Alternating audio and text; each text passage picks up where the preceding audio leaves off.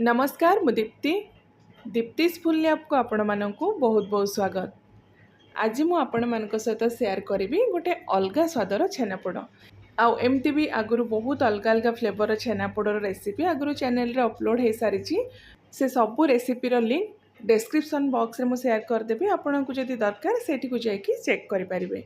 तो आज आम जो छेनापोड़टा बनवा ना सबुठ अलग स्वादर आप देखिपे छेनापोड़टा आमर केते नरम आउ जुसी है।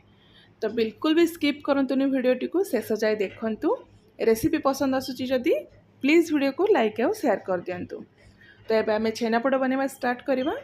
तो फास्ट ये देखंतु गोटे बड़ जगार 3 लिटर मु क्षीर गरम करी कंटिन्यू एमती चले कि क्षीरटा को आम ये फुटेबा। आउ ये जो छेनापोड़ बनवाई ना सेमती किसी आपन को स्पेसिफिक क्षीर दरकार पड़ोनी। जेकोसी क्षीर जो क्षीरटा आप घर यूज कर क्षीर में बन पारे। गाय क्षीर जदि मिलूँ तो बहुत बढ़िया, किंतु मुझे पैकेट क्षीरटा यूज करी।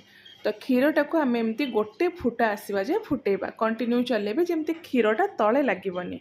आउ क्षीर जिते फुटवा एमती स्टार्ट हो गैस फ्लेम को आप बंद करदे।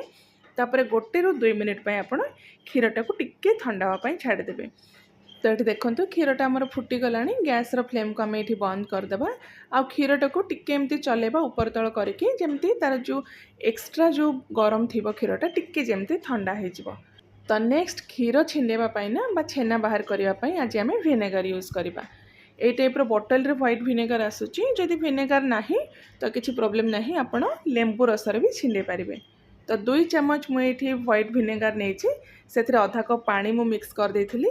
तो से जो विनेगर पानीटा को आम अल्प अल्प करके क्षीर एमती मिक्स करवा। एका सांगे मिक्स करें जेति कि आपन को विनेगर दरकार आपन सेतिकी मिक्स करेंगे। एक्सेस जदि विनेगर हो तो छेना आपणकर टाण हो। आउ क्षीरर क्वालिटी उपर भी डिपेंड करुच्ची। विनेगर परिमाण आपणकर ये टिके कम बेसी भी हो पारे। तो जिते देखिए ना छेनाटा पूरा एमती सेपरेट हो पानी आउ छेनाटा पूरा अलग हो जानवे जे छेनाटा आपणकर पूरा बढ़िया से छिंडीगला। तो ये आमर छेना पूरा अलग हो जाए। आम कौन करवा ना बेसी समय जाए आउ से गरम पानी रे छेनाटा को रखिबानी, तुरंत ताकू बाहर करके अलग करदेबा। तो अल्प किछि छेना पानी गोटे जगार मु बाहर कर देछि। आउ रेस्ट जो छेनाटा को आम एमती पानी सहित गोटे एमती जाली बा स्ट्रेनर रे आम छाणीदेबा। तापरे भल भाव 2-3 थर एमती पानी रे छेनाटा को आम धोईदेबा। से कौन हम ना एक तो छेनाटा जो आमर एक्सेस गरम थी तार टेम्परेचरटा टिके डाउन हो सहित जो विनेगर बा लेंबू रस देके आप छेनाटा को छिंडे तार स्मेलटा भी पड़ेब। तो ये जो छेनाटा को ना एबे आम किसी टाइम पे साइड रखीदेबा। या को चिपुड़ी की तार जो एक्स्ट्रा पानी बाहर करवा बिल्कुल भी दरकार नहीं। बस आप एमती ताको छाड़देवे। आउ एठी जो आम छेना पानी जो अलग करके रखी यहाँ को आम पर यूज करवा। तो नेक्स्ट ये देखंतु गोटे पइडर पानी बाहर कर सारा पर तार जो भितर पार्टा जोटा को मलाई बा पइड नाली कहती सेटा मुझे नहीं। तो पइड नाली बा मलाईटा को आज आम छेनापोड़ यूज करवा। तो ये जो पइड नाली बा मलाईटा को जो आपन यूज करेंगे ना टाण जमती नथिबो आपन ध्यान रखिए। नरम मलाईटा को आपन यूज करेंगे। तो 2टा पइडर नाली बा मलाईटा को आम ये यूज करवा। फर्स्ट आम तार जो मलाईटा को एमती गोटे चामच साहाय्य बाहर करदे। ये मलाईटा टिके टाण अच्छी किंतु बेसी टाण मलाई आप यूज करेंगे। जेतिकी नरम रपणकर छेनापोड़टा सेतिकी जुसी बनब। तो ये देखो 2टा जाक पइडर जो मलाईटा को मुझे बाहर कर देछि। आ ये जो येलो पार्टा देखुं ना से किसी बाहर करवा दरकार नहीं। टेस्ट रे सेमती किसी फरक आसबनी। तो ताको भल भाव आप धोईदेवे गोटे थर पानी रे। तापर ये गोटे मु वेजिटेबल चॉपर नहीं। जदि एमती चॉपर ना तो आप ग्राइंडर जार रे भी पल्स मोड रे ग्राइंडिंग करेंगे। बेसी बड़ खंड आमको दरकार नहीं कि पूरा पेस्ट भी आमको दरकार नहीं। देखंतु ए टाइपर टिके दरदरा करके आप ग्राइंडिंग करदेवे। तो एबे एटा को आम साइड रखीदेवा। एटा को पर यूज करवा। आउ नेक्स्ट ये देखंतु जो छेनाटा को आम बाहर करके रखी ना ताको आम एमती मापिकी यूज करवा। तो जेकोसी गोटे जगह आप फिक्स करने चा पीवा कप हो बा जेकोसी गोटे छोट बोल हो से आप छेनाटा को मापिकी जदि ने ना आपणकर जो छेनापोड़टा पूरा परफेक्ट बनब। तो ये गोटे मेजरिंग कप में यूज करी। आउ छेनाटा को जो आप मापिबे एमती पूरा प्रेस करके मापिकी नेबे। तो ये गोटे कप एबे आमर छेना है। बाकी छेना को भी आप जो मापिबे एमती पूरा प्रेस करके ही मापिबे।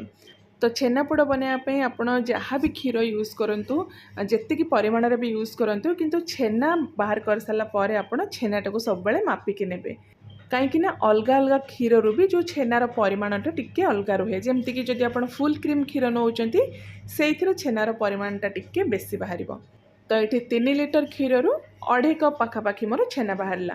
तो एबे आम ए मिक्स करवा सुजी मोटा दाना पतला दाना जो सुजीटा भी अच्छे आपड़ सेटा को यूज करें।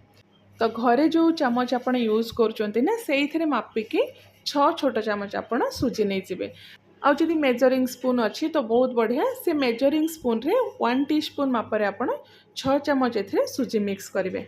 तो 3 लिटर क्षीर पर आम 6 चामच सुजी ये मिक्स करवा। फ्लेवर आउ टेस्ट बढ़ावाई आम 1 चामच ए गुजराती गुंड ऐड करवा। नेक्स्ट आम ए ऐड करवा चीनी। तो जितकी परिमाण में आप छेना नहीं बा छेनाटा बाहर थी तार अधारू टिके कम आप चीनी ने जदि टिके बेसी मीठा पसंद तो जी छेना नहीं तार अधा परिमाण में आप चीनी नहीं पारे।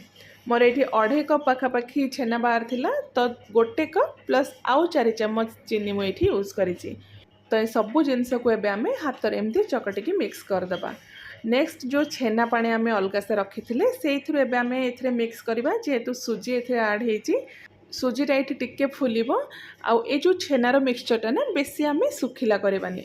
तो मॉइस्चर पे आम जो छेनाटा बाहर करके रखते तार जो पानीटा को ये आम यूज करवा बेसी आपण पानी देवेनि अल्प अल्प करके मिक्स करेंगे।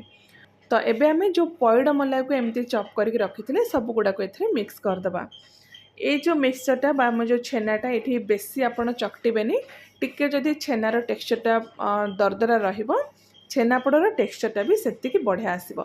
तो छेनाटा को ये आप पूरा चकटिकी स्मूथ करेंगे टिके जमी दरदरा रहिबो सेटा आपण ध्यान रखिए। ये देखो टिके मिक्सचरटा मत सुखिला लगुच तो आउ 2-3 चामच आम ए छेनार पानीटा को मिक्स करदे आ भल भाव में सब जिनस को ये गोलैदबा। ये देखो छेनापोड़र जो मिक्सचर तार जो कंसिस्टेंसीटा एमती ही रु बेसी बिल्कुल भी पतला करेंगे कि बेसी सुखिला भी करेंगे कहीं पयडर जो मलाई से भी मॉइस्चर अच्छी तो आपड़ देखिए छेनार पानीटा ए मिक्स करेंगे।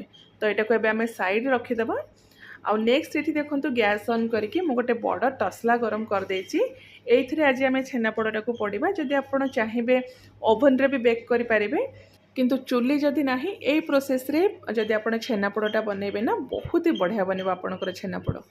तो तलटा न पड़ापी ये मुझे लुण स्प्रेड करदे यहाँ आगुरी मुझे यूज जेहेतु करी लुणर कलर ये टिके चेंज हो जाए ऊपर गोटे स्टैंड रखिकी एमती आम ताको कवर करके 5 मिनिट पर हाई फ्लेम रे प्रीहीट करदबा। तो नेक्स्ट ये देखो एमती गोटे आलुमिनियम केक मोल्ड मुझे एमती जदि ना केक मोल्ड तो आप नॉर्मल जेकोसी स्टील टिफिन बॉक्स रे भी छेनापोड़टा को बेक करें। तो फास्ट आम ये मोल्ड भितर अल्प टिके घी देके एमती चारिआडे लगेदबा। आउ ये देखु मोल्ड भितर मु फूड रैपिंग पेपर किसी लगे सेट कर देछि से भी आप भल भाव में घी लगेदेवे। आउ जदि कदली पत्र बा बटर पेपर अच्छे आप भी मोल्ड भितर सेट करें। तो नेक्स्ट आम जो छेनाटा गोल रखी से 2 चामच घी ऐड करवा ता सहित ये देखो गोटे छोट चामच मुझे बेकिंग पाउडर बेकिंग सोडा ना बेकिंग पाउडर आप यूज करेंगे जदि अच्छी यूज करेंगे ना यहाँ पूरा ऑप्शनल अच्छी बिना बेकिंग पाउडर रे भी आपणकर छेनापोड़ बहुत ही बढ़िया बन। तो सबू जिनस को ये भल भाव में गोटे थर मिक्स करदे तापर बैटर को आम जो मोल्ड रेडी करके रखी से ट्रांसफर करदे। तो ये समस्त मनरे क्वेश्चन भी आसब कि छेनापोड़े तो बेकिंग पाउडर यूज करा जाएनी मु केमती यूज करुँची किंतु थरे आपण बेकिंग पाउडर मिक्स करके छेनापोड़टा बनातु डिफरेंस आप जानीपारे।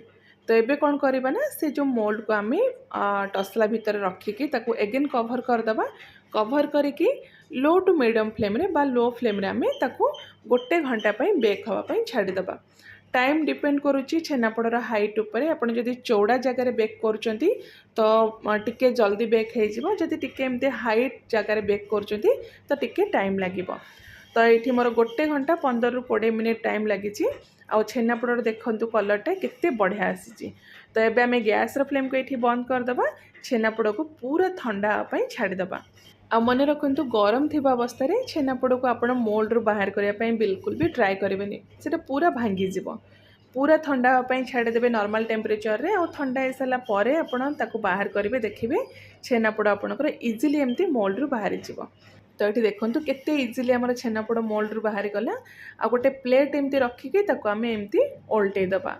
एमती जदि बेस रे आपण बटर पेपर बा जेकोसी कदली पत्र आपण जदि देथिबे ना, बिल्कुल भी आपणकर मोल्ड रे लागबनी, बहुत इजिली एमती बाहरी जीव। देखंतु छेनापोड़र कलर केते बढ़िया आसी, ता सहित केते नरम हेची। एठी देखंतु काटिला बेले ही आपण जानि पारुथबे छेनापोड़ हमर केते नरम हेची। तो ये जो छेनापोड़टा ना गोटे एक्सपेरिमेंट मोर थिला छेनापोड़ उपरे, कहीं बहुत अलग अलग फ्लेवर छेनापोड़ मु ट्राए करुच्ची। किंतु ये जो छेनापोड़टा मु जानि नथली यार जो टेस्टटा एते बढ़िया आसीबो बोली, सेति भाविली यार जो रेसिपीटा आपण मानक साथ शेयर करबी बोली। देखंतु यार भितर टेक्सचर केते बढ़िया हेची। तो ये गोटे मस्ट ट्राए रेसिपी, निश्चय आपण थरे ट्राए करंतु। केमती लागिला आपणकर मतामत मो सहित निश्चय शेयर करंतु।